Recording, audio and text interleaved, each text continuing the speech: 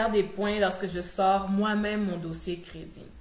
C'est une question qui m'est tellement posée dans le milieu où je travaille en tant que courtière hypothécaire que je me suis dit que je vais faire une petite vidéo qui va tout simplement répondre à cette question.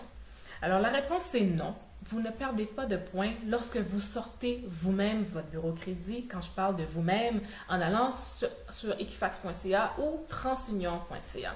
Alors, ce sont des informations qui vous appartiennent parce que, bien entendu, bon, il y a des frais qui sont rattachés à ça, que vous sortiez votre bureau de crédit sommaire ou que ce soit détaillé avec votre pointage, il y a des frais qui sont rattachés à ça.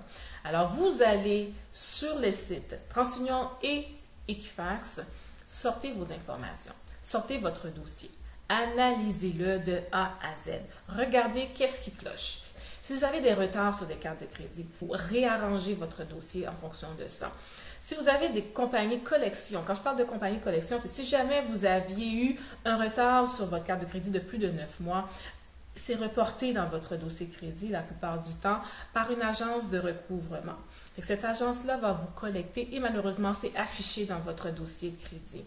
Alors, si ces informations-là sont affichées dans votre dossier, il est important de régler cette situation-là avant d'aller octroyer un prêt hypothécaire ou un prêt, peu importe le type de prêt que vous avez besoin.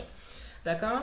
Alors, là où ça devient dangereux pour vous, c'est lorsque vous magasinez pour un prêt. Fait que si vous avez été voir un conseiller puis vous obtenez un refus, bon, c'est pas grave, un refus. Okay, vous allez peut-être perdre 2 points, quelque chose comme ça, c'est pas énorme. Mais si vous commencez à magasiner pour un prêt, parce que vous avez eu un refus ici, un refus là, c'est là que ça devient dangereux. Alors, c'est la raison pour laquelle que vous avez la possibilité de sortir vous-même votre dossier en ayant accès à vos informations. Fait que vous savez qu'est-ce qui cloche dans votre dossier. Alors, faites vos devoirs avant d'aller consulter un conseiller financier. C'est aussi simple que ça. Alors, c'était mes conseils de la journée. C'était Wendy Damas. Vous pouvez me rejoindre sur Facebook au www.facebook.com/Wendy Damas. À la prochaine.